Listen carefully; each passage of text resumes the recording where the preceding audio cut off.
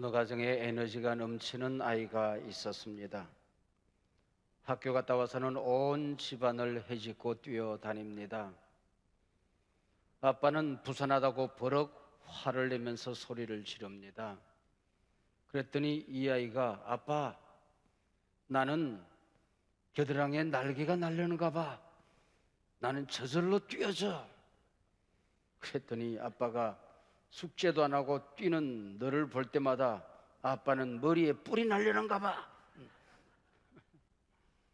그리고는 아이를 방으로 쫓아버리고 부부가 앉아서 텔레비전을 보는데 마침 미스 월드 선발 대회가 진행되고 있었습니다. 아내가 남편의 옆구리를 쿡 찌르며 1번은 얼굴이 예쁘고 10번은 몸매가 날씬한데 당신은 내 어디가 좋아서 나한테 프로포즈했어? 그랬더니 남편이 하는 말이 또 소리를 지릅니다. 당신 그 터무니없는 유머 감각 때문이야. 그리고는 TV를 탁 끄고 방으로 휙 들어갑니다. 여러분 곁에는 입만 열면 여러분의 기를 죽이는 사람은 없습니까? 아니면은 여러분의 길을 세워주는 사람이 내 곁에 있습니까? 마귀는 항상 우리의 길을 죽이고 우리를 넘어뜨리려고 합니다. 이게 세상입니다. 그러나 하나님은 항상 우리에게 힘을 내라 말씀하시고 우리에게 일어나라 말씀하십니다. 요즘 밖에 나가서 사람들을 만나보면 저마다 기가 죽어 있습니다. 교회들을 방문하다 보면 교회들마다 풀이 죽어 있습니다. 목사님을 만나보면 목사님들마다 가슴이 아릴 만큼 못내 당황해하고 기가 죽어들 있습니다.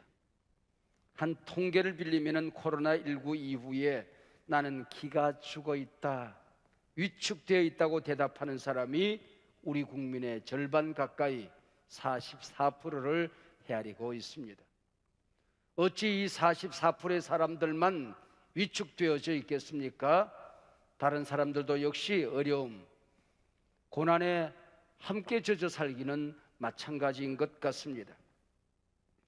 유대 나라의 죽음의 고비에서도 기도하고 선정을 펼친 히스기야라고 하는 왕이 있었지요.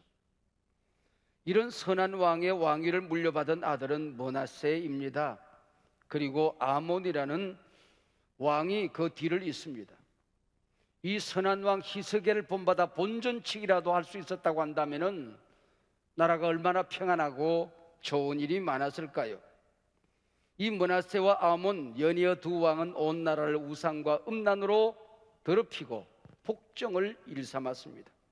아몬 왕은 22살에 즉위한 후에 2년 만에 그 복종에 시달리던 사람들에 의하여 암살되어집니다. 그 뒤를 이어 8살 요시야가 왕이 되죠. 악정에 시달리던 백성들, 이제 어린아이가 왕이 되었네, 이러다가 우리나라 망하는 것 아니야? 걱정이 태산입니다. 설상가상 국제정사는 지금의 미중무역전쟁처럼 북쪽 바벨론과 남쪽 애굽이 약소민족 유대를 가운데 두고 언제 충돌할지 모르는 위기 상황을 연출하고 있었습니다. 바로 이때 등장하는 선지자가 스바냐입니다. 사실 스바냐는 심판을 선언하는 예언자였지요. 감사하게도 8살 요시야 왕은 충성스러운 신하들의 조언을 받아들여 나라를 개혁합니다. 우상을 불태우고 유월절을 회복합니다. 무너진 예배의 제단을 쌓습니다.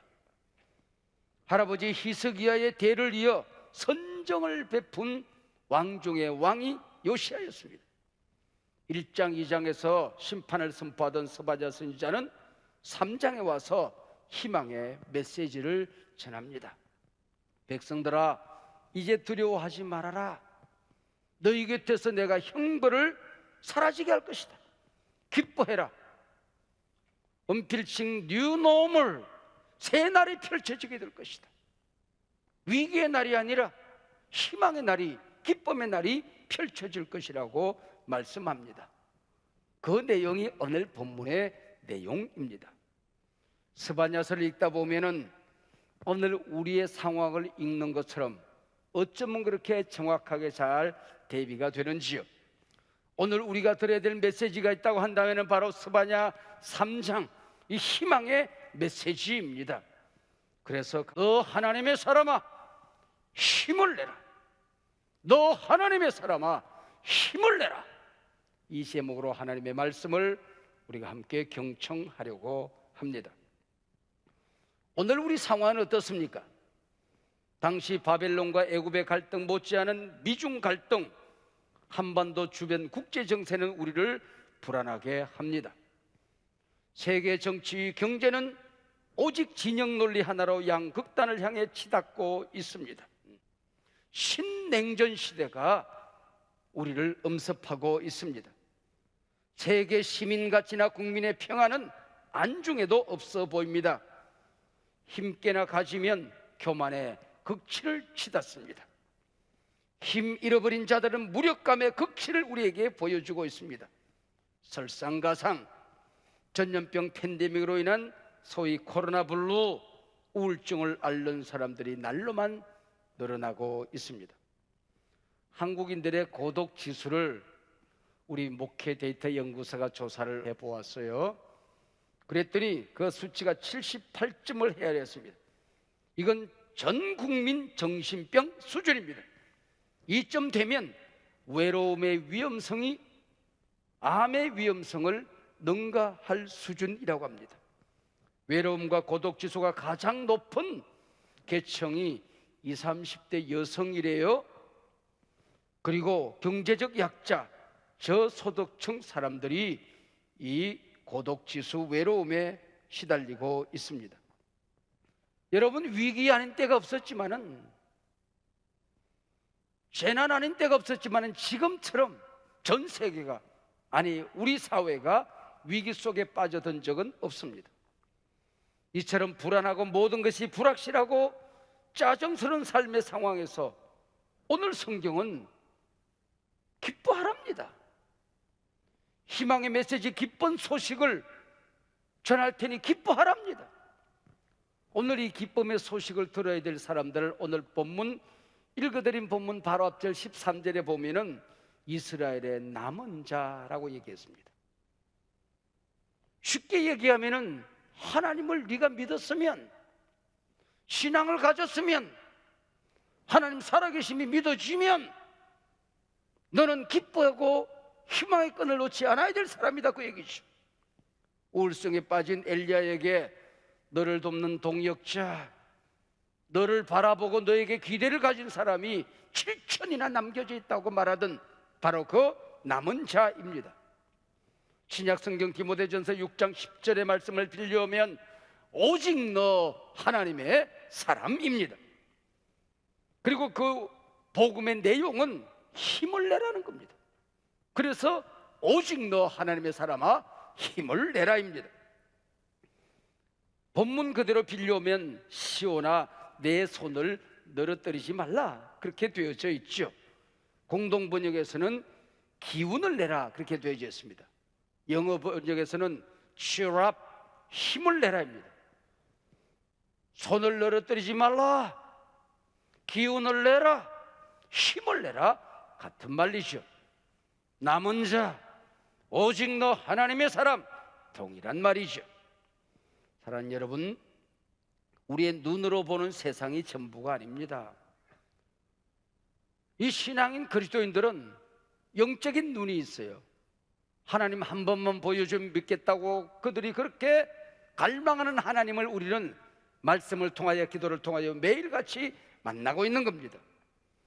사람들은 눈을 뜨면 이제 아침 일과를 시작하려고 하면 제일 먼저 네이버 다음을 뒤져서 오늘은 확진자가 몇 명이나 나왔나? 우리 마을에서는 확진자가 없나? 뒤지면서 또 불안감에 젖어듭니다. 그러나 우리 귀한 한수망의 가족들은 눈을 뜨려고 하고 이제 잠이 깰똥말똥하면은 띵동 찬양할 시간입니다. 말씀 들어야 될 시간입니다. 새벽 예배 시간이에요. 여러분, 세상 소리 듣기 전에 우리 하나님의 말씀을 듣는단 말이죠. 입을 열어 근심 걱정 쓸데없는 말을 쏟기 전에 하나님의 이름을 부르고 찬양한단 말이죠. 이게 신앙인이라고 하는 겁니다. 여러분, 우리의 눈은 이 세상에 존재하는 빛의 5%만 보고 사는 거예요. 95%의 그 많은 빛들은 보지 못하고 사는 게 우리 눈이라고 하는 겁니다. 칠흑같이 어두운 새벽, 아직도 동이 트기 전 저 바닥 끝에서 뭔가 햇빛 한 자락이 비쳐 오려고 하면 이미 어렴풋한 어둠을 밝힐 때 닭들은 꺾여 하고 우는 겁니다. 왜요? 송과 샘이라고 하는 그 빛을 느끼는 감각기관이 있기 때문에 그런 것입니다. 우리 인간은 그걸 못 보는 거지요. 세상 사람들이 보지 못하는 빛, 희망, 은혜의 세계, 하나님 나라 세계, 우리는 그걸 보는 거예요. 영적인 빛을 보고 사는 사람들은 말이죠. 우리의 귀로 듣는 소리가 전부가 아닙니다. 우리 그리스도인들은 세상이 듣지 못하는 복음, 기쁜 소식을 듣고 살아가는 사람들이거든요. 인간의 귀는 16 내지 2만 헤르츠의 소리만 듣도록 설계되어져 있습니다. 개는 그보다 2배 더 4만 헤르츠까지 듣습니다.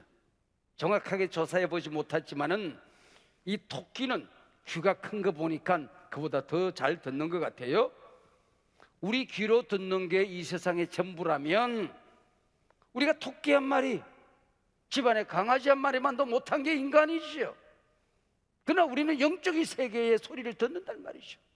하나님의 말씀을 듣고 사는 사람이에요. 이 말씀 들으라고 오늘 본문이 말합니다.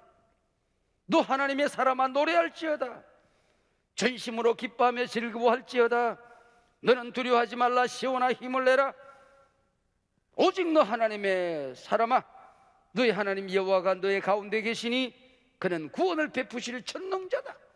그가 너로 말미암아 기쁨을 이기지 못하여 하시며 너를 잠잠히 사랑하시며 너로 말미암아 즐거이 부르며 기뻐하시리.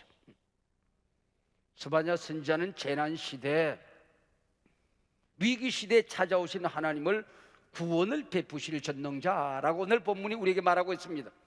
여기 구원은 예수 믿고 천당 가는 셀베이션을 말하는 것이 아닙니다. 인생 살아가다 보면 위기 만난다, 고난이 있다, 축복이라고 쓰고 고난이라고 읽는 거야. 그게 인생이야. 그러니 이때에 하나님 앞에서 네가 진정한 믿음을 보이면 그게 기쁨이 되고 복이 되는 거야. 이게 바로 셀베이션이 아니라 구원이라는 오늘 본문의 내용입니다. 오늘 같은 재난의 시대도 하나님은 이 구원을 준비하고 계신다는 것입니다. 그분은 어떤 분입니까? 구원을 베푸실 전능자, 엘샤다이라고 얘기합니다. 이 엘샤다이는 어린아이가 응애 엄마 몸에서 태어납니다. 아무것도 이 아이가 할 수 있는 것은 없어요. 이게 인간입니다. 그때 엄마 품에 안겨서 젖을 먹습니다. 보호를 받습니다. 엄마 품에 안기면 모든 문제가 해결되어집니다. 이제 갓 태어난 어린아이에게 있어서 엄마 품, 젖가슴, 이게 엘샤다이입니다. 이 말이 창세기에서 어떻게 등장합니까? 아브라함을 하나님께서 믿음의 조상으로 불러냅니다.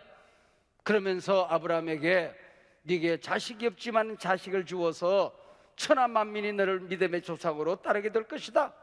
자식 주겠다고 약속을 해요. 근데 세월이 흘러 25년이라는 세월이 흘러갑니다.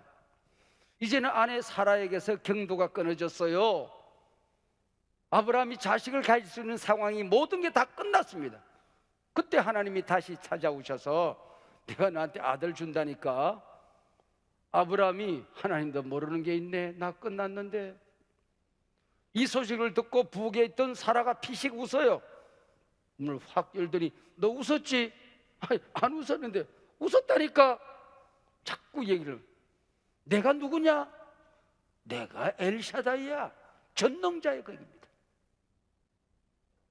인간이 할 수 있는 모든 가능성이 끝난 그 자리, 그 자리에 찾아오셔서 역사를 새 기적을 베푸시는 분, 그가 엘샤다이 전능자인 것입니다. 내 힘으로 보면, 환경으로 보면, 인간의 눈으로 보면 모든 것이 끝장난 상황입니다. 망할 수밖에 없습니다. 죽을 수밖에 없습니다. 그 자리에 찾아오신 하나님이 전능자 하나님, 구원을 베푸실 전능자라고 하는 것이죠. 사람의 눈은 상황을 보고 문제를 보는 눈이 있는가 하면은 믿음의 눈을 열어서 희망을 보고 하나님을 보는 눈이 있는 겁니다. 우리가 태양을 등지고 인생을 걸어가면 그림자가 내 앞에 떠나지가 않아요. 그 그림자는 칼로 쪼개도 안 됩니다. 총으로 쏘아도 안 됩니다. 발로 밟아도 안 됩니다. 땅을 다 파내도 안 됩니다. 그게 인생의 그림자예요. 어떻게 그림자를 이길 수 있을까요? 뒤로 돌아서서 하나님을 보는 거예요. 말씀을 보는 거예요. 믿음의 죄 온전케 하시니 십자가의 예수님을 보는 거예요. 그 눈길과 부딪히는 순간 한 번만 부딪히더라도 내 앞에 놓여져 있던 재난이 뒤로 물러갑니다. 그림자가 사라집니다. 위기가 떠나갑니다. 온갖 내 앞에 있는 문제 덩어리가 사라지게 되는 것입니다. 그게 희망이라는 거예요. 사탄의 그 특징하고 바이러스 19의 특징하고 상당히 공통된 점이 있는 것 같아요. 우리 인간의 눈으로는 마귀도 안 보이고 바이러스도 잘 안 보여요. 근데 요놈들은 마귀도 그러고 바이러스도 그러고 우리에게 과장된 공포심을 심어줘요. 그리고 실제보다는 훨씬 더 우리를 불안하게 만들어요. 이게 손 닦고 마스크 끼고 우리가 잘 나를 지키면 오히려 이럴 때에 자기의 면역 체계를 강하게 만들고 그러면 되는데 이게 괜히 공포심에 시달려. 실제로 아무것도 하지 않으면서. 그리고 마귀나 이 코로나19나 이놈들은 약자를 건드려요. 약자. 뒤처진 이스라엘 백성들, 출애굽 백성을 공격하던 아말렉처럼 이게 마귀 짓이거든요. 사회적인 약자 계층들 바늘구멍이라도 있으면 끼집고 들어가서 공격을 하는 겁니다.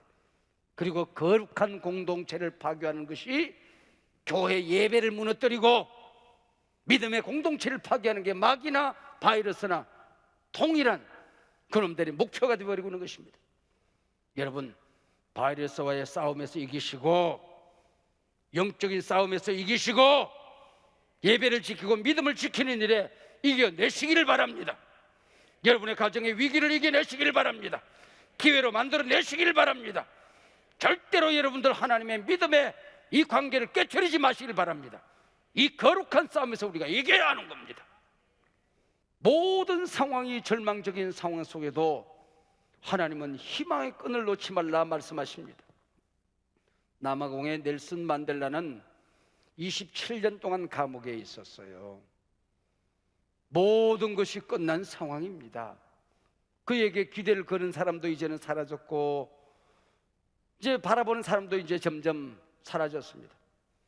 사랑하는 딸아이가 아이를 낳아서 면회를 왔어요. 아빠, 제가 아이를 낳았어요. 이 아이 이름을 지어주세요.